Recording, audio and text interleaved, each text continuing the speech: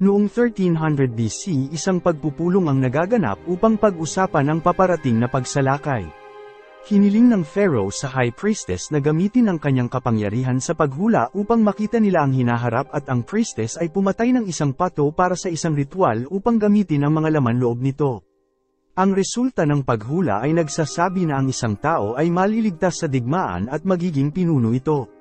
At matapos ang ritual, ibinigay ni Seti kay Moses ang espada ng prinsipe at tinanggap ni Ramses si Moses dahil ito ay simbolo ng kanilang kapatiran at protektahan ng isa't isa sa anumang banta. Pagkatapos umalis ang dalawa upang salubungin ang kanilang hukbo at sina Ramses at Moses ay sumakay sa magkaibang karwahe habang sumusunod sa kanila ang mga sundalo. At pagdating malapit sa Kadesh, tinalakay ni Ramses ang mga taktika sa kanilang komandante at kinuha ang pagiging general at pamamahagi ng mga puwersa upang matiyak ang kanilang panalo. Samantala ang lugar ng mga Hittite ay ginagawa ang kanilang gawain bilang isang tribo ng payapa nang biglang lumapit ang isang sundalong Hittite sa kanilang tribo upang alertuhan ang lahat sa pagdating ng sundalo ng mga Egyptian. Kaya mabilis naghanda ang mga ito habang kinokolekta ng mga sundalo ang kanilang mga sandata. At pagdating malapit sa teritoryo ng Hittite, sinenyasan ni Ramses ang kanyang mga tauhan na maglunsad ng pag-atake at pinaulanan nila ng maraming palaso ang mga Hittite upang hindi agad makalapit ang mga ito at naging sanhi ito sa pagkamatay ng maraming sundalo at kabayo sa kaparehong oras. Isa pang alon ng mga palaso ang pinakawalan ng mga Egyptian na sundalo bago sumulong at binangga ang hukbo ng Hittite at ang engkwentro sa pagitan ng Hittite at ng mga Egyptian ay mabilis na naging brutal at puno ng kamatayan sa lahat ng dako ng lugar. At sa kasamaang palad nahulog si Ramses sa kanyang karwahe nang bumangga ito sa isa pang paparating na kabayo. Habang sinamantala ng sundalong Hittite ang pagkakataon na ito para salakayin si Ramses, ngunit gumamit si Moses ng sibat upang iligtas ang kanyang kaibigan mula sa kamatayan. At sa kalagitnaan ng laban at tila nalalapit ang kanilang pagkatalo, inutusan ni Moses ang kanyang mga tauhan na umatras at dalhin si Ramses, at pagkatapos ay nakahanap si Moses ng isang karwahe at sumakay habang nilisan nila ang lugar ng Kadesh. At sa oras na makarating sila sa Memphis, malugod silang sinalubong ng mga tao habang ipinagdiriwang ng mga ito ang kanilang pagbabalik, at ipinatawag ni Seti si Moses upang makatanggap ng ulat tungkol sa laban. At habang hindi sinabi ni Moses ang buong katotohanan, binanggit nito na iniligtas niya ang buhay ni Ramses. Nagpasalamat si Seti sa kanyang ginawa at sinabi sa kanya na mas may kakayahan itong maging isang mabuting pinuno para sa kaharian kaysa kay Ramses. At pagkatapos si Seti at Moses ay nakikinig sa isang lektura para matuto pa tungkol sa kanilang mga kalaban. Pinahinto ni Seti ang tagapagsalita at hiniling kay Ramses na muling sabihin ang mga turo ng lalaki, ngunit hindi umimik si Ramses. Pinutol ng pari ang usapan at ipinaalam sa hari ang tungkol sa sitwasyon, at sinabi ang mga alipin sa Pithom, at nagpasya si Seti na ipadala si Ramses sa Pithom upang makilala ang viceroy at suriin ang mga pangyayari sa lugar. Habang tila nag-alangan si Ramses sa utos ng kanyang ama, ngunit wala itong ibang pagpipilian kundi ang sumunod. Pumunta si Moses sa Pithom at pinag-aralan ang sitwasyon ng mga alipin at pinagmamasdan ng mabuti ang pamumuno ng viceroy. Pinanood din ni Moses kung papaano gumagawa ang mga alipin ng mga pyramid at mga kastilyo. At nang makatagpo ang viceroy, kinwestiyon ni Moses ang mga ginagawa nito na tila nakikita niyang hindi ito makatao. Hiniling ni Hegep sa mga sundalo na mapanatili ang kaayusan at kontrol sa kanilang mga alipin na hindi inaprubahan ni Moses, at sa palagay ni Hegep na ito ay ganap na epektibo. Inanyayahan ni Moses si Hegep na makipagkita sa mga tao nang malapitan upang makumpirma nito ang kanyang pilosopiya ay kabaliwan, ngunit tinanggihan ni Hegep ang ideya. At nang maglaon, naglibot si Moses sa Pithom upang mas maunawaan ang sitwasyon ng mga alipin at pinapanood kung gaano kasipag ang mga Hebreo sa paggawa ng anuman mula sa estatwa hanggang sa mga gusali. Nakita rin ni Moses ang isang lalaki na pinapahirapan ng isang sundalo, kaya't pinigilan niya ang pagpaparusa sa lalaki. At upang makakuha ng higit pang impormasyon, hiniling ni Moses sa kanyang mga tao na tipunin ang matatanda na pinaghihinalaan niyang maaaring magdulot ng paghihimagsik sa hinaharap. At habang nakikipag-usap ito sa isa sa mga alipin, nakilala nito ang isang nakakatanda na si Non at nakausap tungkol sa relihiyon at Canaan. Hiniling ni Moses sa isa sa kanyang mga sundalo na kolektahin ang mga pangalan ng lahat ng matanda sa pag-aakalang mapapakinabangan ang mga ito sa hinaharap. At nang umalis si Moses, hinarang ito ni Joshua upang maghatid ng isang mensahe mula kay Nun at hinihiling nito na makipagkita sa kanya sa isang bahay panalangin sa kinagabihan. At pagkatapos bumalik sa palasyo, hinarap ni Moses si Hagep sa mga aktibidad nito at hiniling na suriin ang mga tala ng ulat mula sa proyekto at batas na pinapatupad nito. At dahil mahigpit at tapat na tao, sinabi ni Moses kay Hagep na ihinto nito ang pamumuhay bilang royal at ipinaalala sa kanya na hindi siya ang hari ng Egypt. Samantala, nakipagkita si Moses sa mga matatanda at tinanong siya ni Nun kung maaari nitong paalisan ang mga sundalo bago nito simulan ang pagsasalaysay ng propesiya ng Hebreo, at ipinaliwanag kay Moses ang kanyang pinagmulan. Si Moses ay anak ng mga taga-Hebreo, ngunit ipinadala siya ng kanyang kapatid na babae sa araw ng kanyang kapanganakan dahil sa nagkaroon ng isang paglipol sa mga tagapagmana ng Hudyo. Nagalit si Moses nang marinig ang kwento ni Nun at nagpas siyang umalis, ngunit sinubukan siyang pigilan ni Nun, kaya inutusan ni Moses ang ibang matatanda na umalis sa lugar upang tapusin ito ang pakikinig sa kwento. Ipinagpatuloy ng matanda ang pagsasalaysay kung paano narating ni Moses ang teritoryo ng Memphis at naging kaanib sa kastilyo ng hari at pinalaki ng anak na babae ng paraon. Hindi pa rin naniniwala si Moses kay Nun at umalis sa lugar at nakaramdam ng inis, ngunit naguguluhan din sa kanyang pagkatao. At sa kanyang paglabas, binansagan siyang taksil ng mga espiya mula sa bahay panalangin, kaya nilabanan sila ni Moses at mabilis silang sinaksak. Samantala, dalawang Hebreo ang nakikinig sa buong kwento at iniulat ang kanilang narinig kay Hagep. At pagbalik sa Memphis, nagulat si Moses nang makitang napapaligiran ng doktor ang hari, at sa kabila ng karamdaman nito, inutusan ni Seti si Moses na ihatid ang kanyang ulat tungkol sa pit home. Ibinunyag ni Moses ang nakakakilabot na rehimen ni Hagep sa mga alipin, ngunit napansin ni Seti na may natuklasan si Moses na bumabagabag sa kanya, gayunpaman hindi sinabi ni Moses ang katotohanan. At pagkaraan ng ilang araw, pumanaw si Seti at ang kanyang kahalili na si Ramses ay nagsagawa ng seremonya ng paglilibing upang ilabas ang mummified na katawan ng kanyang ama. Pagkatapos ay kinuha ni Ramses ang trono ng kanyang yumaong ama. Samantala, habang pinag-uusapan ng lahat ang plano ng hari, dumating si Hagep na may dalang mahalagang mensahe, ngunit humiling muna ito ng privacy. Hiniling ni Ramses sa lahat na umalis sa lugar at nagpatuloy si Hagep upang ipaliwanag ang tunay na pagkatao ni Moses. At pagkatapos na umalis ni Hagep, nagkaroon ng komprontasyon sina Ramses at Moses tungkol sa sinabi ni Hagep. Ipinatawag ng hari ang anak ni Seth na si Bithia at ang kapatid na babae ni Moses na si Miriam upang tanungin, ngunit pareho nilang tinago ang sikreto. At dahil sa galit, nagbanta si Ramses na sasaktan nito si Miriam kung malaman nitong nagsisinungaling siya, kaya sinabi ni Moses ang totoo kung saan ipinadala ito sa bilangguan. Inimungkahi ng reyna na patayin ni Ramses si Moses, ngunit nagdududa pa rin si Ramses at sa halip ipinatapon si Moses. At sa kanyang paglabas, nakiusap si Moses sa sundalo na hayaan siyang makausap si Bithia at Miriam. At dahil dito, inamin ni Miriam ang totoo at ibinigay kay Moses ang bracelet na tinanggal nito sa kanyang kamay noong siya ay bata pa upang protektahan ito. At sa sumunod na araw, nagpupumilit si Moses na mabuhay sa disyerto dahil sa kakulangan nito sa pagkain at sa nakakatunaw na init. At kalaunan nakita nito ang kanyang espada na nakatago sa likod ng kabayo, ngunit nang mamatay ang kabayo, walang magagawa si Moses kundi ihinto ang kanyang paglalakbay upang magpasya kung paano ito magpapatuloy. At habang nagpapahinga, dalawang lalaki ang dumaan at nagpasyang tapusin siya. Sinubukan nila itong patayin, ngunit si Moses pa rin ang isa sa pinakamahusay na mandirigma sa lupain at mabilis na tinapos ang dalawa. At dala ang mga kabayo ng kalaban, ipinagpatuloy ni Moses ang kanyang paglalakbay sa pamamagitan ng paglalakbay sa disyerto hanggang sa marating nito ang dagat na pula. Napansin nito ang isang grupo ng mga kababaihan na kumukuha ng tubig na itinaboy ng grupo ng mga kalalakihan at humihiling na sila ang mauuna sa tubig. Agad na lumapit si Moses at ipinakita ang kanyang espada dahilan upang umatras ang mga ito at pinaalis ang kanilang mga kambing mula sa poso ng tubig. Nagpasalamat si Zipporah sa kanyang tulong at inanyayahan si Moses sa kanilang nayon upang kumain at magpahinga. Inusisa ng ama ni Zipporah si Moses, ngunit hindi nito binahagi ang kanyang kwento o ang kanyang problema. At sa una, balak ni Moses na huminto pansamantala, pero habang tumatagal ito, mas lalo nitong nagugustuhan ang lugar at sa huli naging pastol si Moses at kasama si Zipporah, nagkaroon sila ng isang relasyon na kalaunan humantong sa kasalan. At lumipas ang 9 na taon, inutusan ni Ramses ang kanyang mga tauhan na itayo ang kanyang libingan at palasyo at ilang daang alipin ang dinala sa Memphis para sa gawain. Hiniling ni Ramses na gawin ang proyekto ng mabilis hanggat maaari at binaliwala ang problema na kahihinatnan nito. Samantala si Moses ay nakikipaglaro sa kanyang anak at sinabi nito ang alamat ng bundok ng Diyos at si Moses ay hindi kailanman naniniwala sa gayong pamahiin na ikinalito ng bata dahil ang lahat sa pamilya nila ay tapat sa kanilang Diyos.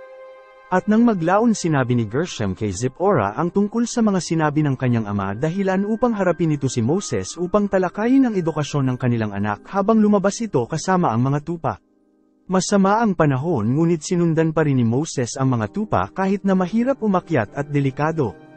Ang mga tupa ay umakyat sa ipinagbabawal na bundok at nang naabutan sila ni Moses biglang gumuho ang lupa at ang mga bato at putik ay nagtulak kay Moses sa lupa at hindi nagtagal na walan ito ng malay. At makalipas ang ilang oras nakita ni Moses ang kanyang sarili na nakabaon sa putik nang bigla nitong narinig na tinatawag ang kanyang pangalan at nakita nito ang asul na apoy ilang metro ang layo sa kanya. Habang lumitaw ang isang bata na si Malak at sinabi nito kay Moses na dati siyang general at hiniling nito sa kanya na maging pinuno ulit at tulungan ang kanyang mga tao at matapos na maglaho ang bata nilamon si Moses ng putik. At lumipas ang ilang sandali nagising si Moses sa kanilang bahay pagkatapos na iligtas ni Zipporah at nag-aalaga sa kanyang mga sugat at nabali na binti. Sinabi sa kanya ni Moses kung ano ang nakita nito sa bundok at naniniwalang ito ay mensahe mula sa Diyos. Ngunit hindi naniwala si Zipporah sa kanya at sinabing ito ay isang delusional na epekto ng kanyang aksidente kaya walang ibang pagpipilian si Moses kundi sabihin sa kanya ang buong katotohanan tungkol sa kanyang nakaraan. Ngunit iniisip ni Zipporah na sakit ang nagsasalita at sinabihan niya ito na magpahinga na. At nang gumaling si Moses at sinubukan na gumugol ng oras kasama si Gershom, nakita niya ito gumagawa ng kaparehong tumpok ng mga bato na nakita nito sa bundok at biglang nakuha ng bata ang muka ni Malak. At nang maisip na ang kanyang tadhana ay hindi siya lulubayan na unawaan ni Moses ang katotohanan na kailangan niyang bumalik sa Memphis.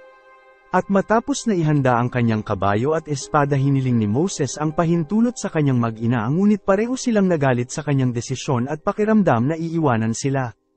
At sa oras na makarating si Moses sa pithome nakita nito ang mga alipin na sinusunog sa araw at gabi.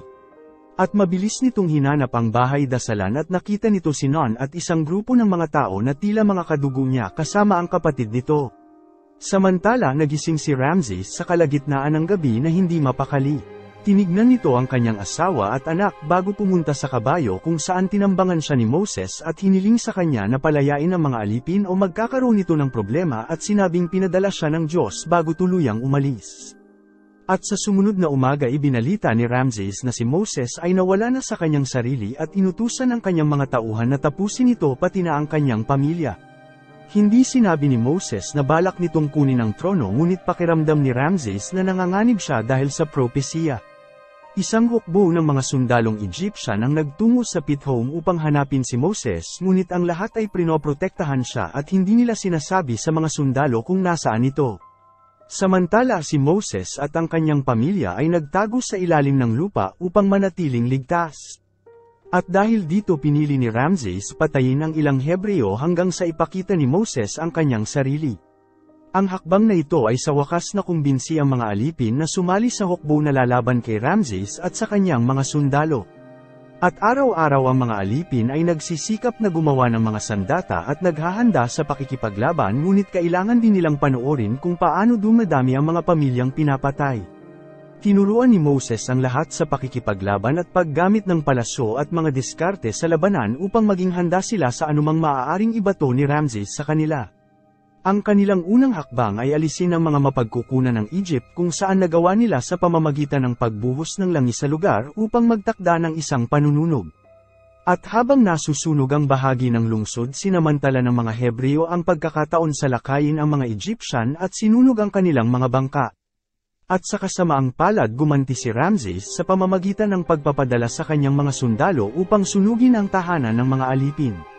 Samantala kinausap ni Moses si Malak para pag-usapan ang susunod nilang gagawin at sa palagay ni Malak na ang mga bagay ay masyadong mabagal kaya't sinabi nito kay Moses na magpahinga habang gagawa ito ng aksyon sa anyo ng 10 delubyo.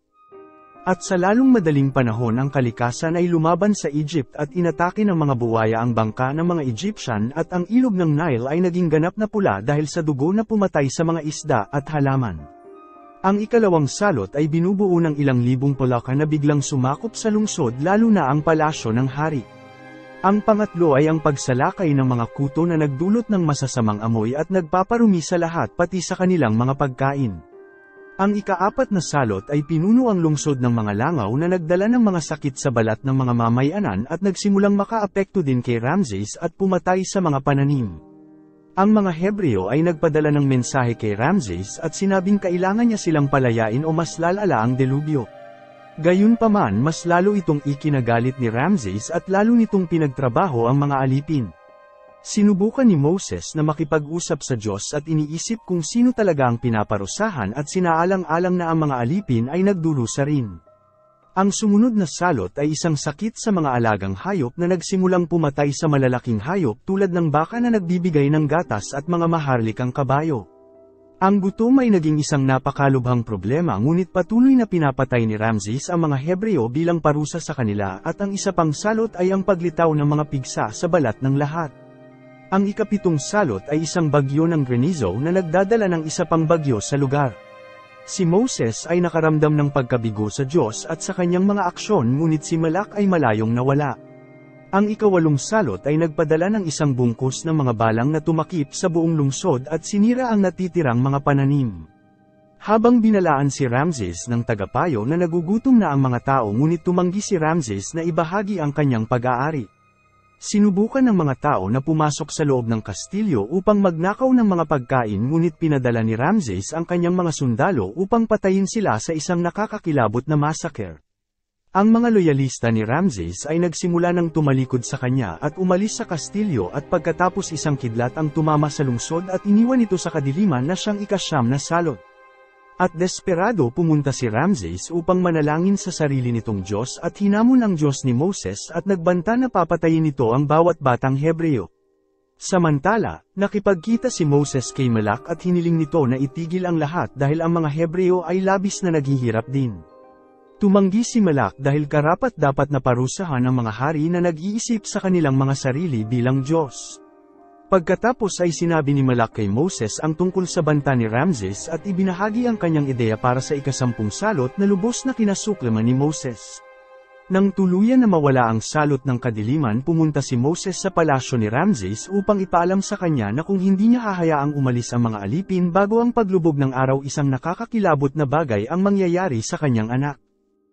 At pagkatapos ay nagpunta si Moses upang makita ang kanyang mga kaalyado at inutusan silang pumatay ng isang hayop upang markahan ang kanilang pinto gamit ang dugo nito at ito ang magliligtas sa kanila mula sa ikasampung salot. Ginawa ng Hebreo ang sinabi ni Moses at natulog ng payapa, ngunit si Ramses ay kinakabahan at umupo sa tabi ng kanyang anak buong gabi. At sa kinagabihan isang misteryosong kadiliman ang sumakop sa lungsod at isa-isang nawawala ng hininga ang bawat batang Egyptian habang dumadaan ito sa kanilang katawan.